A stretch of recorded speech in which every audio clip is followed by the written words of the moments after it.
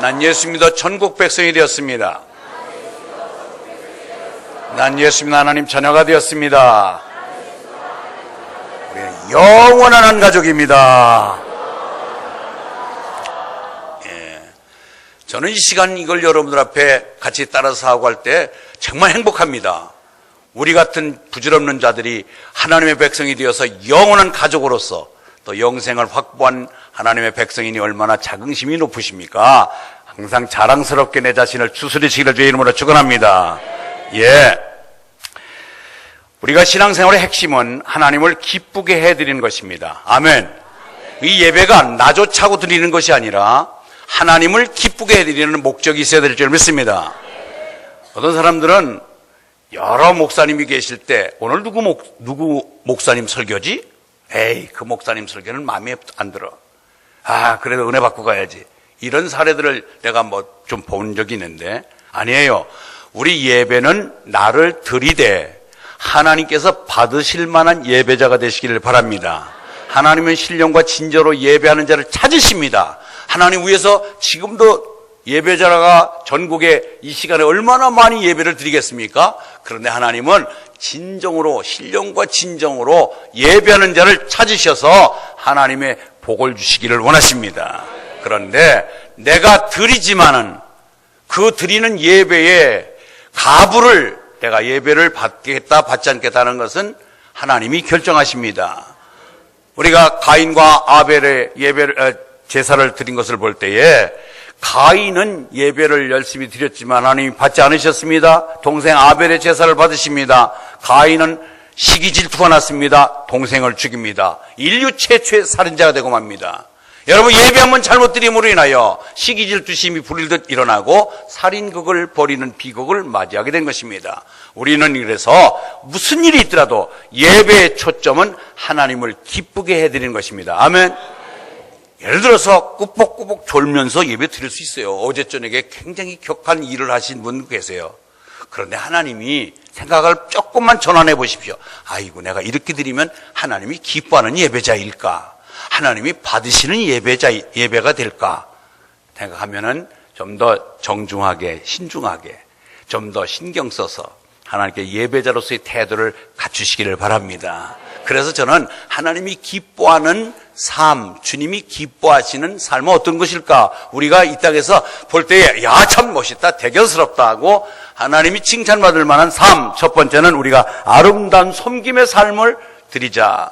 여러분, 우리가 하나님도 섬기지만은 이웃과의 아름다운 섬김을 살 때 하나님이 기뻐하신 줄 믿습니다. 두 번째는 서로 사랑하는 거요. 보이지 않는 하나님 사랑보다는 보이는 사람을 사랑하라고 하신 하나님의 그 명령을 좇아서 우리가 서로 사랑할 때에 하나님은 기뻐하십니다. 세 번째는 주는 자의 삶이에요. 서로 나누고 주는 자의 삶. 네 번째는 전도하는 삶을 하나님이 기뻐하십니다. 아멘. 그래서 매주마다 이것을 우리가 묵상하며 은혜를 나누는데 이제 해피데이를 2주간 또 성령 강림주를 맞이해서 3주를 건너뛰고 오늘 그 주님이 기뻐하는 삶 5번째 시간, 오늘은 바로 온전한 삶을 우리가 살아드림으로 인하여 하나님 앞에 기쁨을 드리고 주님께 기쁨을 드리는 저와 여러분 되시길 주의 이름으로 축원합니다. 자, 어떤 것이 온전한 삶일까? 여러분, 완전하다는 말과 온전하다는 말은 비슷하지만 좀 틀려요. 완전한 것은 정말로 결함이 없는 것인데 우리가 어떻게 완전한 삶을 살 수 있어요? 우리는 허물과 제약투성인데 우리가 어떻게 완전한 삶을 살 수 있을까요? 그런데 그거예요. 하나님이 세상을 이처럼 사랑하사 독생자를 주시면서까지 우리를 사랑하사 하나님이 택하여서 하나님이 구원의 반열에 세우시고 영생을 선물로 받은 우리들이 이제는 하나님이 하라고 한 것과 하지 말라고 한 것을 좇아서 주님이 가신 길과 하나님이 하신 말씀을 잘 따라 해가기만 하면은 우리는 온전한 삶으로 꼴이 날 줄 믿습니다. 우리 스스로는 온전할 수 있는 능력이 없습니다. 그래서 하나님의 말씀을 따라서 살고 하나님이 명령하신 대로 이행하고 수행하면은 우리는 하나님이 보실 때에 온전한 삶을 사는 너희를 내가 기뻐 받으신다고 하나님이 우리를 용납하실 줄 믿습니다. 그래서 우리가 보니까 여기 그런 말씀이 있습니다. 믿음의 주요 또 또 온전하게 하신 예수를 바라보자. 그는 그 앞에 있는 기쁨을 위하여 십자가를 참으사 부끄러움을 개의치 아니하시더니 하나님 보호자 우편에 앉으셨느니라. 우리는 주님의 모습을 보고서 그를 쫓아가자는 거죠. 그런가 하면은 로마서 12장 2절에 보니까 너희는 이 세대를 본받지 말고 오직 마음을 새롭게 함으로 변화를 받아 하나님의 선하시고 기뻐하시고 온전하신 뜻이 무엇인지 분별하도록 하라. 할렐루야. 우리는 하나님께서 우리에게 온전한 삶을 주문하고 계세요. 온전한 삶을 사는 것을 기뻐하세요. 그렇다면은 진정으로 우리가 온전하게 된다는 것이 어떤 것일까? 무엇을 말하는 것인가? 첫 번째, 말에 실수가 없는 것이 온전을 이루는 것입니다. 따라서입니다. 말에 실수가 없는 것. 예, 그것을 하나님이 온전하게 보신다는 거예요. 야고보서 3장 2절, 우리가 다 실수가 많으니 만일 말에 실수가 없는 자라면 곧 온전한 사람이라 능히 온 몸도 굴레 씌우리라. 우리는 허물투성이고 잘못된 부분이 많지만은 되도록이면은 말에 실수를 하지 않도록 애쓰면서 정말 말에 실수가 없는 사람은 정말 성숙한 사람이고 굉장히 믿음으로 완전히 어떤 급수에 올라와 있는 사람들입니다. 이솝워에 나오는 이야기가 이런 우스꽝스러운 이야기가 있습니다. 석양길에 늑대 이리가 자신을 그림자를 딱 보니까 아이고 얼마나 긴지, 야 내가 이렇게 등치가 큰가? 그런데 내가 왜 이렇게 등치가 큰데 사자한테 쩔쩔맸지? 야, 안 되겠다. 이제는 내가 이 동물의 왕이 돼야 되겠구나 하고 사자를 찾아갑니다. 사자, 오늘 갑자기 반말을 딱 먹는 거야? 너 쥐약 먹었냐? 왜 그랬냐? 이제부터는 내가 이 밀림의 왕이 될 테니까 왕권을 나한테 내놔라. 내가 등치가 이렇게 큰데. 그러니 그 주변에 있던 동물들이 듣고도 얼마나 우스운지 저거 정말 되지도 않은 소리를 하고 있으니까 너희들은 다 들어라. 너희들도 역시 사자뿐만 아니라 모두 내 혀에 들어와야 되느니라. 그러니까 하도 가서로워서 동물들이 합세해서 왕창 때려서 죽어서 뜯어먹었다고 하는 이야기입니다. 무슨 얘기예요? 말 한마디 실수하면 그것이 자기 스스로가 굴레가 씌워져서 자기가 그 말에 책임을 지지 못하고 그런 엉뚱당뚱하는 어려움을 당하게 된다고 하는 것을 비유한 말입니다. 그렇습니다. 우리는 말에 실수가 없으면 그것을 가지고 사람은 상당히 성숙해졌다, 사람이 됐다, 인격이 됐다, 이런 말을 듣습니다. 그런 말이 있습니다. 칼로 난 상처는 금방 아물지만은 말로, 입으로 난 상처는 아물기가 어렵다라고 하는 말이 있습니다. 그만큼 우리는 말에 대해서 좀 더 신중을 기해야 되겠다는 것을 강조하고 있는 것입니다. 그렇다면 실제적으로 우리가 말에 실수가 없기 위해서는 어떻게 하면 될까요? 여러분 다 그 명제는 알아요. 말에 실수가 없으면 온전한 사람이다, 훌륭한 인격을 가졌다. 그렇다면은 구체적으로 우리가 말에 실수가 없는 삶 여러분 구체적으로 하나씩 열거하겠습니다. 남을 붙들어주는 말을 하라고 욥기는 말합니다. 남을 붙들어주는 말, 힘들고 어려울 때 힘주고 용기 주는 말, 넘어지는 자를 말로 붙들어 주었고 무릎이 약한 자를 강하게 하였거늘. 욥기서 4장 4절에 있는 말씀입니다. 그런가 하면 잠언서 25장 23절에 북풍이 비를 일으킴같이 참소하는 혀는 사람의 얼굴에 분을 일으키느니라. 참소가 뭐예요? 거짓말로 지어서 자꾸 하나님 앞에 자그 거짓말, 예를 들어서 사단이 욥을 갖다가 참소하잖아요. 하나님, 욥이 괜히 하나님께 경외하고 하나님을 충성하는 자세요? 뭐 건강 주고 물질 주고 자녀 많이 줬으니까 그렇지, 그거 뺏어가 보세요. 그럼 욥도 별거 아닐 거예요. 이것을 일컬어 되지도 않은 거, 없는 일을 지어서 상대방을 곤고하게 만드는 말을 한 것을 참소한다고 그래요.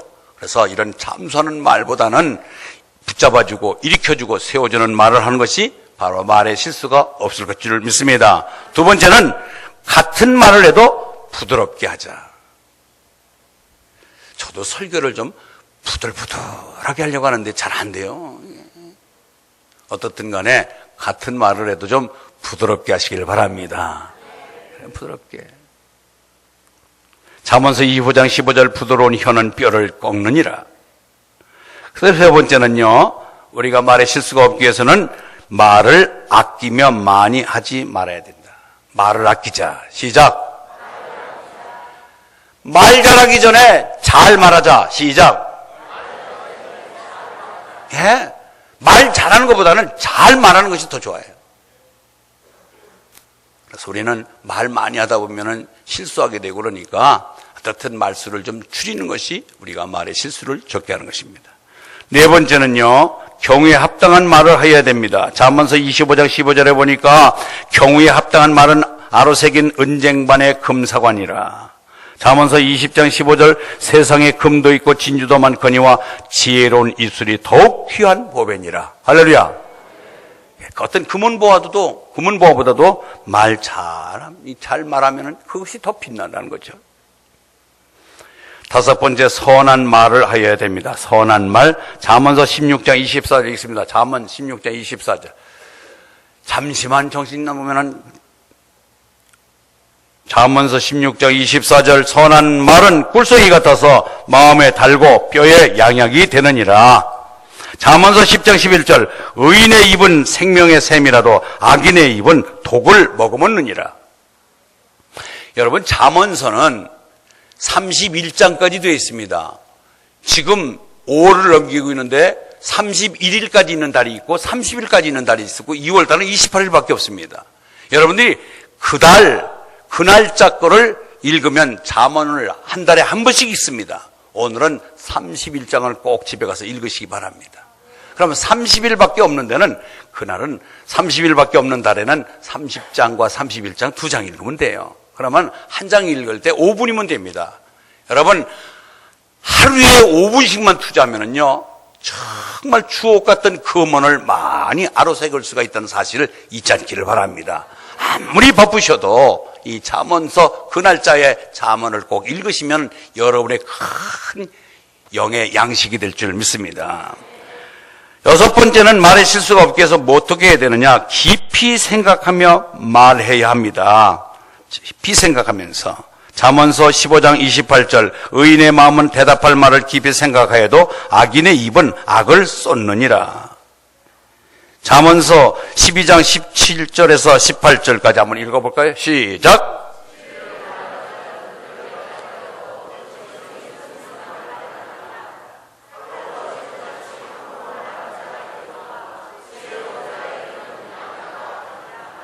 그러고 하면 잠언서 21절 23절에 보니까 입과 혀를 지키는 자는 자기의 영혼을 환난에서 보전하느니라. 잠언서 18장 6절 미련한 자의 입술은 다툼을 일으키고 그의 입은 매를 자청하느니라.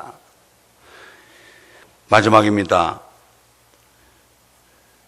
저는 그 결혼 주례를 가끔가다 하는 목사잖아요. 그때 꼭 빼지 말고 제가 하는 말이 있습니다. 부탁하는 권면하는 말 중에 부부간이라 할지라도 30초의 걸림이 없는 말은 30년 한이 될 수 있다. 그러나 30초의 생각하고 걸른 용기 있는 말, 우유라는 말은 30년 기쁨을 준다고 하는 그런 말을 제가 꼭 얘기합니다. 여러분, 우리가 말 한마디에 살고 죽게 만드는 것이 있습니다. 전쟁터에서 칼로 총으로 죽인 사람보다도 말로 죽인 사람이 더 훨씬 많다는 얘기가 있습니다. 우리는 말 한마디로 천냥빚을 갚고 말 한마디로 상대방을 기분 좋게 하니 그런 돈 들이지 않는 말을 잘 말해서 용기와 희망을 주는 저 여러분 되시길 바랍니다. 마지막 일곱 번째, 우리가 말의 실수를 돌기 위해서는 속이는 말을 하지 말아야 된다. 왜? 속이는 말, 거짓말을 하면 그거를 다시 합리화시키기 위해서 또 다른 거짓말을 만들어야 되다 보면 나중에 자기 함정에 빠지고 맙니다. 그래서 속이는 말보다는 참말을 하고요. 그래서 우리가 말에 실수가 없는 성숙한 인격자가 되실 주의 이름으로 축원합니다. 두 번째, 하나님이 온전한 삶을 기뻐하시는데 온전한 삶은 뭐냐? 인내하는 것입니다. 인내하는 것. 인내하는 것이 온전을 이루는 것입니다. 디도서 2장 2절 바울은 디도에게 이렇게 얘기합니다. 늙은 남자로는 절제하며 경건하며 신중하며 믿음과 사랑과 인내함에 온전하게 하고. 야고보서 1장 4절일까요? 야고보서 1장 4절 시작.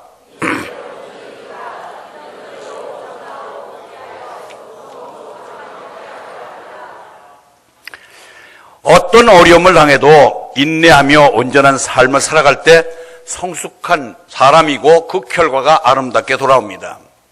여러분, 안수연이라고 하는 젊은 학도가 있었습니다. 이는 고등학교 때부터 중학교 때부터 그렇게 은혜를 많이 받아서 예배 드리는 일이라면 내일 중간고사 기말고사를 쳐도 그는 가서 예배 드리는 아이예요.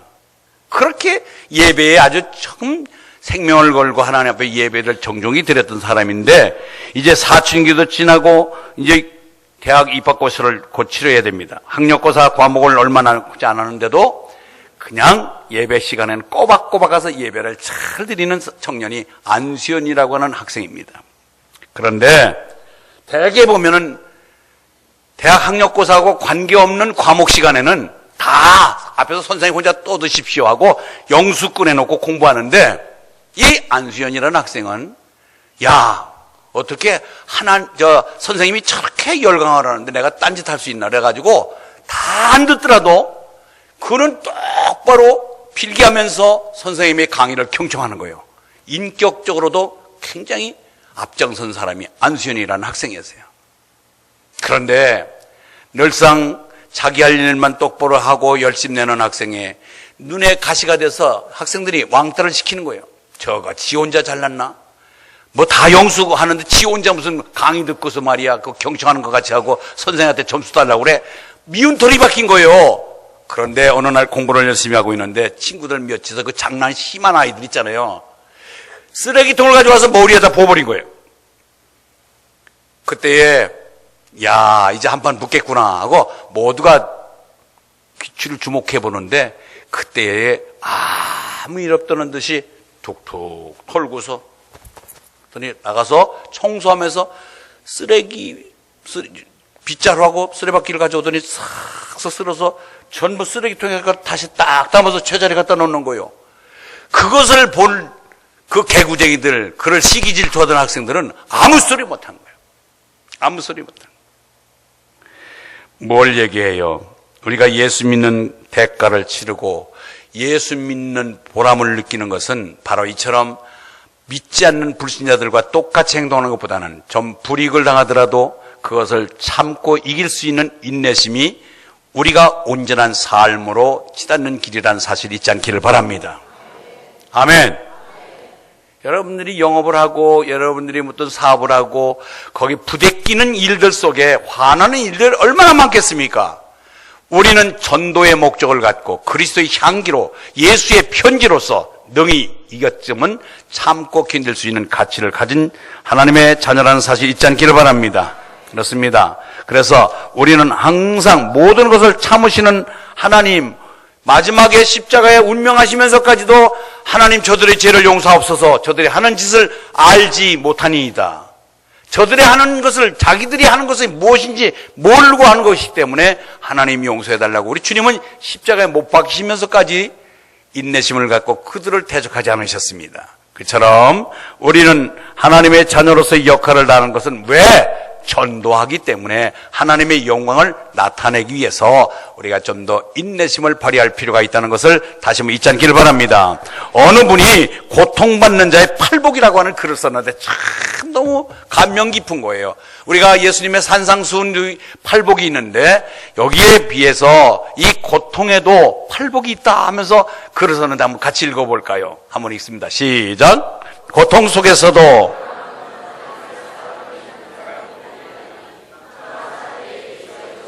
아픔 속에서도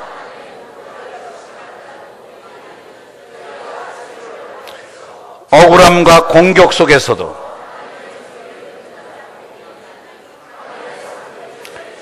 실패 속에서도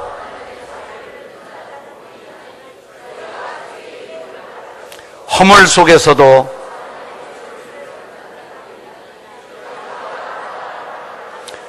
고독 속에서도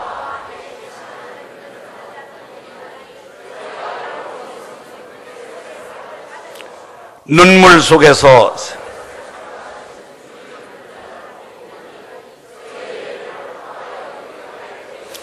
시련 속에서도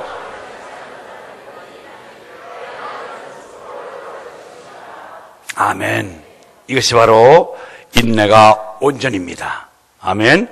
세 번째는요, 우리가 온전한 삶이 어떤 자세냐? 사랑하는 것이 온전을 이루는 것입니다. 사랑하는 것, 요한일서 4장 12절에 보니까 어느 때나 하나님을 본 사람이 없으되 만일 우리가 서로 사랑하면 하나님이 우리 안에 거하시고 그의 사랑이 우리 안에 온전히 이루어지느니라.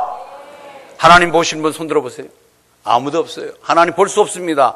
하나님 봤다는 사람은 그것은 자기가 약간 하나님같이 된 교만 덩어리죠. 우리는 하나님 볼 수 없습니다. 그러나 하나님이 내 안에 내주에 계신 것을 아는 것은 서로 내가 사랑할 수 없는 가운데서도 그를 사랑하게 되는 마음을 갖게 될 때에 내 마음에 예수님의 마음이 좌정해 계심을 믿으시기 바랍니다. 그래요. 사랑의 열매, 성령의 9가지 열매 중에 첫 번째 열매가 사랑의 열매인데 내가 옛날 같으면 어린도 없었지요. 그런데 어느 순간에 내가 손해보더라도 내가 약간 정말 부족을 내가 깨닫고 느껴도 상대방을 사랑할 수 있는 마음을 갖고 그들에게 접근한다면 나는 사랑의 은사를 받은 것으로 알고 감사하시길 바랍니다. 그럴 때에 내 마음 안에 예수님이 계시고 하나님이 계시다는 것입니다. 하나님의 본질은 사랑이기 때문에 그래서 사랑하면은 하나님이 내 안에 거하실 것이고 온전을 이루는 삶이라고 말씀합니다. 1절에 국민일보에 났던 기사입니다. 금년도에 나이가 90수 되시는 오병용 장로님이라고 서울의 소망교에 계시는 장로님이신데 그분은 삼립산업주식회사라고 하는 사장이에요. 중견 회사의 사장님이시고 잘 살아요. 근데 그분은 일찍이 무슨 일을 시작했느냐? 자기가 사업에 바쁜데도 불구하고 교회 내 초상이 나면은 이유를 불문하고 초상집에 달려오는 거예요. 달려와서 그 상대방 시신을 깨끗하게 알코올로 소독을 하고 염을 하는 것입니다. 그러면 지금 전문가의 지금 장의사에서 다 그 요새 여러분들이 다 그게 들어놓기 때문에 그들이 다 하는데도 그분만큼은 그 교회 내에서 초상이 나면 무조건 뭐 쌍초상이 나서 두 군데 한꺼번에 갈 수가 없으면 몰라도 꼭 찾아가서 직접 염을 해서 깨끗하게 옷을 입히는 것까지를 맡아서 주관하셨는데 지금까지 1900구를 하셨대요. 1900. 근데 이제 90이 넘으셔서 70 후반부터 80대부터 힘에 붙이니까 여러분 그 시체가 냄새가 부패가 되어갖고 아주 역겨운 그런 시체도 있고 별의별 시체를 다 만나는데 그때마다 인상 쓰고 찌푸리면은 유가족들에게 큰 신뢰가 되니까 그리고 본래 본심이 그런 사명을 갖고 사랑을 갖고 하니까 거기서 웃음 띠면서 즐거운 마음으로 깨끗하게 씻어서 그리고 옷을 입히고 그 일을 할 때 유가족들이 보면서 안 믿는 유가족들이 그 중에 있을 거잖아요. 그러면은 야 예수 믿으면 저렇게 되는가? 자식 된 우리들, 친척이 된 우리도 만지기 싫은 저 시체 부부위를 깨끗하게 만지고 씻어서 그렇게 해서 이 염을 하는 모습을 보고 감탄을 받는다는 거죠. 그런데 힘에 붙인 이후에는 그 자식도요, 그 아버지의 그 아들이라고 오윤식 집사라고 그 자녀가 있는데 아버지 뒤를 이어서 아버지 제가 하겠습니다 해서 지금 그 아들이 대를 이어서 똑같은 일을 지금 행하고 계시다는 거죠. 그런데 물어봤어요. 아니 살 만큼 살고 회사도 갖고 있고 그런데 왜 그렇게 험한 일을 자처해서 합니까? 그러니까 그런 말을 했어요. 가장 슬픔을 당한 가정에게, 슬픔을 당한 가족에게 사랑을 공급할 때에 마음이 열리더라. 나는 저들의 마음을 열어서 하나님의 나라 백성을 만드는 것에 뜻을 두고 일을 하기 때문에 조금도 구차하지 않다. 그런 얘기를 했습니다. 여러분, 한 번 왔다 가는 일생 하나님 앞에 보람 있는 삶을 사는 것이 얼마나 값진 것입니까? 그래서 이 오병용 오윤식 부자 이야기를 잠시 드렸습니다. 지금도 그 가정의 모든 사람들이 정말로 멋있다, 아름답다 칭찬을 자자하게 들려주고 있는데 그는 어떤 칭찬보다도 전도하는 목적을 가지고 하나님 나라 백성을 만들기 위해서는 내가 어떤 일도 다 감수하겠노라. 지금도 야무진 다짐 속에 그 일을 계속하고 있다는 이야기입니다. 여러분, 마르틴 루터 킹 목사님 잘 아시죠? 미국의 1930년도에 유명한 목사님이십니다. 흑인 목사님입니다. 그는 인권운동 차원에 흑인들의 차별성을 가지고 대변하면서 앞장서다가 그는 투옥되기도 하고 매를 맞기도 했습니다. 백인 경찰관이 묻습니다. 어차피 미국 사회에서는 당신들 흑인들은 백인들을 앞서줄 수가 없어. 그러니까 조용하게 입 다물고 조용하게 좀 데모 같은 거 하지 말고 그러니 인권운동 하지 말고 좀 지내면 당신도 좋고 우리도 좋은데 왜 자꾸 시끄럽게 하오? 그때 그런 얘기를 했습니다. 나를 괴롭히는 당신들이 힘이 더 센가? 내가 당신들을 사랑하는 힘이 더 센가? 한번 얘기해 봅시다. 나를 감옥에 놓고 나를 때린들 나는 여전히 당신들을 사랑할 것이요. 그런데 뭐 더 말할 게 뭐 있어요? 그를 풀어주고 속방하고 그래서 그는 나중에 노벨 평화상을 타기도 했습니다. 여러분, 우리는 내 자력에서 이런 사랑이 분출될 수가 없습니다. 하나님으로부터 받는 은사로 성령의 열매로 성령 충만하면 이와 같은 사랑의 경지를 이룰 수 있다는 사실을 깨닫고 사랑의 은사를 사모하시기를 바랍니다. 그래요. 그것이 온전한 삶으로 가는 길이기 때문에 그렇습니다. 네 번째, 우리가 온전한 삶은 어떤 것이냐? 믿음을 행하는 것이 온전을 이루는 것입니다. 믿음으로 행하는 것. 그런데 우리는 이 안에서 깨닫게 되고 알게 되고 아멘하고 하는데 이것을 가서 행하지를 못하는 것이 문제예요. 여러분, 우리가 아는 것만큼 행할 수 있는 능력을 달라고 기도하는 저 여러분 되시길 바랍니다. 야고보서 2장 22절 내가 보거니와 믿음이 그와의 행함과 함께 일하고 행함으로 믿음이 온전하게 되느니라. 내가 말씀을 들은 대로 행할 때에 믿음이 더욱더 성숙해지고 온전해진다고 하는 말씀을 드립니다.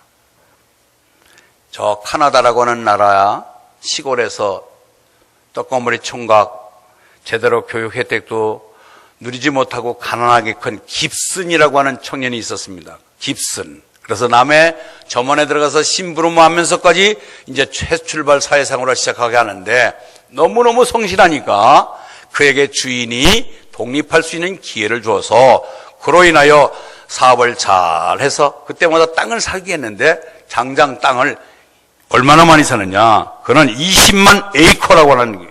20만 에이커 하면 우리가 얼만큼이 잘 피부에 닿지 않는데 우리나라 평수로 4억 평을 말한대요. 4억 평.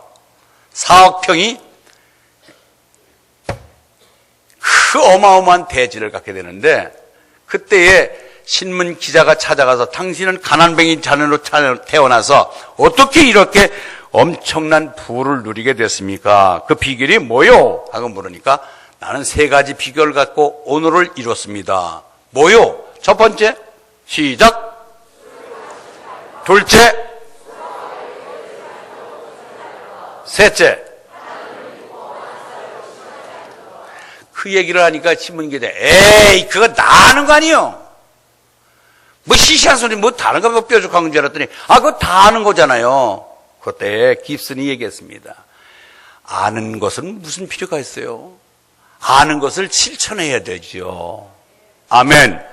그렇습니다. 아는 것보다도 그것을 안 만큼 실천할 때에 능력이 나타날 줄 믿습니다. 아무리 많이 알면 뭘 해요? 그 아는 것만큼을 실천할 때에 능력이 나타나고 거기에 주가가 있고 가치가 있는 것이죠.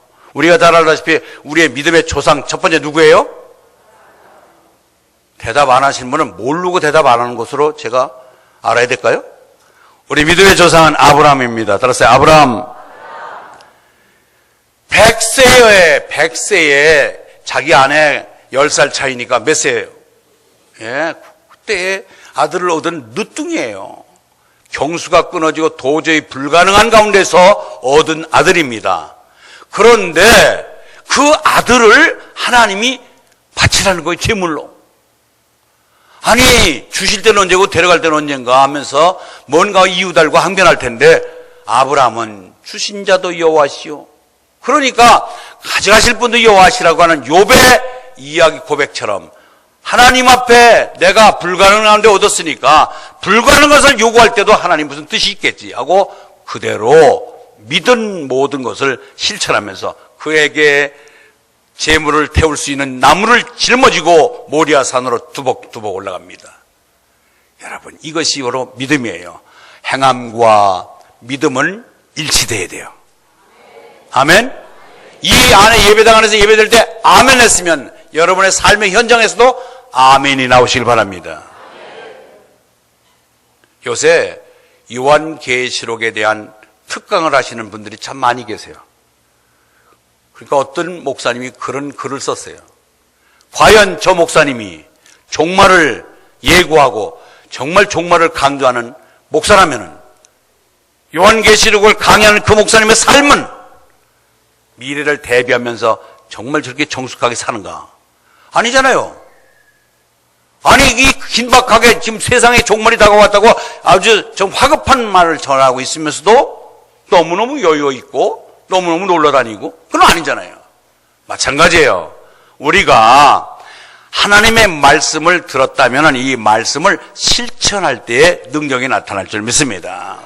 그래요. 행함과 믿음은 일치돼야지요. 집에서도 하나님의 영광의 도구로서 하나님의 영광 내는 길이라면 뭐든지 해야 되고 영광이 가려지는 일이라면 삼가야 되는 것, 이것이 우리가 취할 행동인 줄 믿습니다. 마지막 5번째입니다. 가난한 자를 구제하는 것이 온전을 이루는 삶입니다. 가난한 자를 구제하는 것.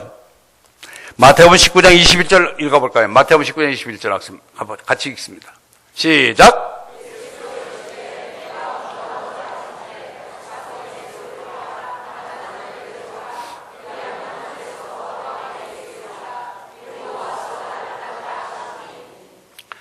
젊으면서도 관원이면서도 부자인 사람이 찾아와서 평상시에 늘 궁금한 문제를 예수님에게 질문합니다. 어떻게 하면 영생을 얻는 거요? 그러니까 예수님이 답을 알려줍니다. 너 가진 것을 팔아서 가난한 자에게 구제하고 나를 따라와라. 그러니까 내가 어렸을 때부터 다 지켰습니다. 그러면 내 판 건 10계명을 지켜라. 그러니까 내가 그거 다 지켰습니다. 그러면 내 가진 소유를 팔고 나를 따라와라. 그러니까 너무 인색한 마음이 들어서 그냥 예수님 곁을 떠난 젊은이의 이야기가 있습니다. 우리는 아무리 주옥 같은 말을 많이 듣는 것이 문제가 아니라 그 말씀대로 행해야 된다고 앞서 말씀을 드렸고, 특별히 가난한 자하고 나누는 것은 그것을 하나님께 구워주는 거라고 잠언서는 말씀하고 있습니다. 내가 누구를 구제했다, 누구에게 구제를 도와줬다 하면은 그것은 뭐냐? 하나님이 내가 대신 너한테 꿨다라고 하나님이 꿨으니까 얼마나 많은 붙여서 우리에게 갚아주시겠어요. 잠언서 19장 17절 가난한 자를 불쌍히 여기는 것은 여호와께 꾸어드리는 것이니 그의 선행을 그에게 갚아주시리라. 할렐루야. 잠언서 19장 17절이에요. 여러분, 하나님께 꾸어드리면 하나님이 그 이자를 얼마나 많이 붙여드리겠어요? 그런가 하면은 구제를 좋아하는 자는 풍족하여질 것이요 남을 윤택하게 하는 자는 자기도 윤택하여지리라. 할렐루야. 이것이 잠언서 11장 25절에 있는 말씀이에요. 이 두 가지는 자막에 지금 내가 안 올려서 내가 즉흥적으로 저기서 찾았어요. 구제를 좋아하는 자는 풍족하여질 것이요 남을 윤택하게 하는 자는 자기도 윤택하여지리라. 할렐루야. 우리 총회에서 처음 모처럼 만에 좋은 일 하고 있습니다. 지금 우리 총회가 뭐를 지금 만들어가고 있느냐 하면은 이 교회가 세 부류로 나눠지는 거예요. 한번 따라서 해볼까요? 미자립교회, 자립교회, 지원할 교회. 예. 우리 교회는 어느 교회에 속할까요? 그건 몰라요? 지원할 교회예요. 지원하고 있어요. 우리 70군데 지원하고 있어요. 그만큼 미자립교회가 35% 정도가 되고, 그 다음에 자립교회가 한 20 몇 프로 되고, 지원할 교회는 16% 정도 된대요. 그런데 나머지 미파악된 교회도 있고, 여러분, 상당수가 기초생활 120만 원 미만으로서 자녀들도 줄줄이 있지요. 다 시골의 농어촌 교회든지 새로 개척교회 목사님들 다 대학을 나온 사람들이에요. 그러면서도 아버지가 목회하는 잘못 때문에 자녀들을 공부시키지 못하는 그 아픔을 갖고서 평생 죄된 모습으로 살아가는 목사님들이 많습니다. 지난번에 온천장 지역에다가 큰 교회가 이전하는 교회가 있습니다. 그러니까 이 주변에 있는 교회들이 벌벌벌 떨고 있는 거예요. 삼투압 작용에 의해서 많은 교회, 작은 교회들이 큰 교회 오면 좋은 큰 교회로 가지 않겠나 해서 작은 교회들이 긴장할 때에 목사님이 작은 교회 목사님들을 4-5분씩 모셔다가 설명을 하고 안도를 지키고 대접을 해드렸어요. 그런데 어느 목사님이 그렇게 좋은 음식을 놓고 식사를 못하고 계시더래요. 그래서 목사님 금식 중이세요? 왜 식사를 안 하세요? 그랬더니 치아가 흔들려서 밥을 못 먹습니다. 저는 집에서 죽을 먹어야 돼요. 그러더래요. 와, 그 얘기를 듣고서 목사님이 너무너무 정말로 미안하고 죄스러워서 자기 교회 장로님, 치과의사 하시는 장로님, 당신이 50%, 우리 교회에서 50%. 그래서 당장 그분을 임플란트를 해드렸다는 거예요. 이런 가장 어렵고 힘든 내 주변에 목회자들 뿐만이 아니라 생활에 어려움을 당하는 분들이 얼마나 많이 있겠어요. 그래서 우리 교단에서 이번에 지원할 교회에서 연간 예산 4%만 내놔라. 4%. 그러면 우리 미자립 교회들을 도울 수 있는 길이 열린다. 그래서 그거 지금 실행하고 있습니다. 여러분, 근번에 우리 교회에서 은퇴하신 목사님들 이번에 모셔다가 29일 날 대접해드렸어요. 제가 그거 여기 주보에도 광고 냈어요. 여러분 딱 관심 두신 4분 때문에 일을 은혜롭게 잘 마쳤어요. 4분이 지원해 주셨어. 그분들 평생 목회를 했는데 그 중에 보면 마지막에 교인 4명 놔두고 은퇴하신 분 계세요. 4명. 그리고 대다수가 50명 미만의 작은 교회 목사님들이세요. 그러니 그분들 노후 대책이 제대로 교회에서 세워주지 못하니까 어렵지요. 그래서 제가 매년마다 그분들을 모셔다가 그리고 대접을 해드렸는데 그렇게 좋아해요. 기장로 교회에 와서 또 선물을 한없이 안겨드렸지요. 식사 맛있게 해드렸지요. 여비 10만 원씩 해드렸지요.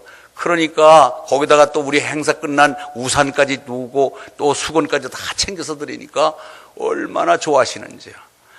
그러니까 우리 교회가 복을 받은 것 줄 믿습니다. 베푸는 자, 주는 자는 복이 있어요.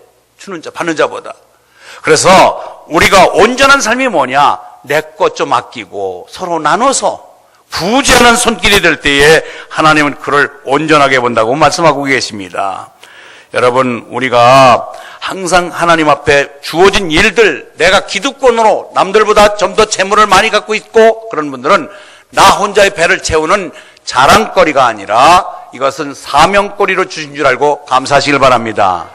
따라서 합니다. 자랑거리가 아니라 사명거리로 주셨다.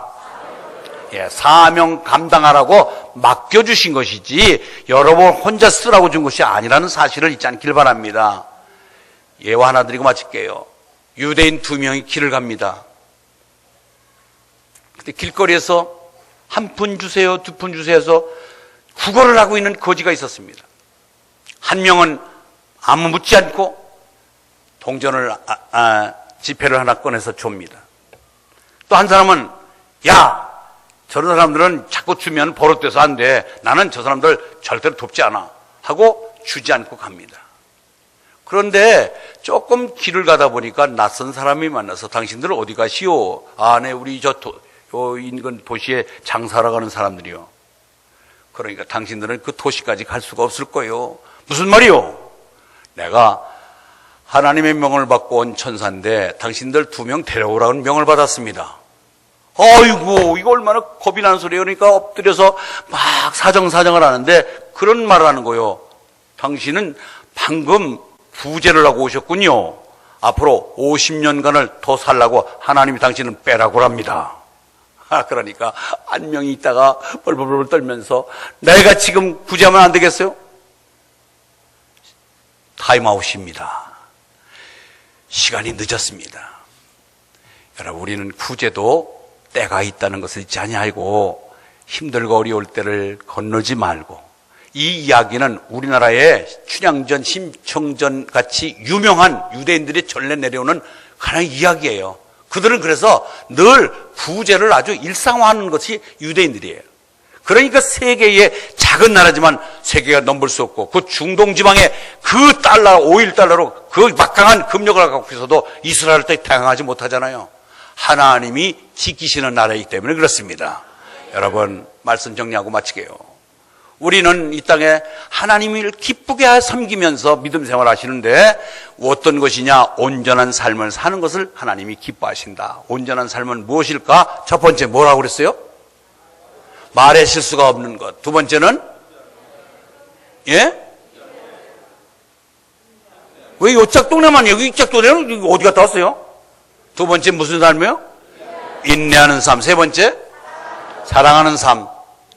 네 번째 예? 그렇죠. 믿음으로 사는. 마지막 부자는 삶이에요. 이 네 가지, 다섯 가지 꼭 잊지 아니하고 한 가지씩이라도 실천할 수 있도록, 그래서 하나님 앞에 온전함으로 합격점을 받고 복을 누리기를 주의 이름으로 축원합니다. 하나님 아버지 감사합니다. 5월 마지막 주일을 보냅니다. 하나님, 세월이 참 빠르게 흘러갑니다.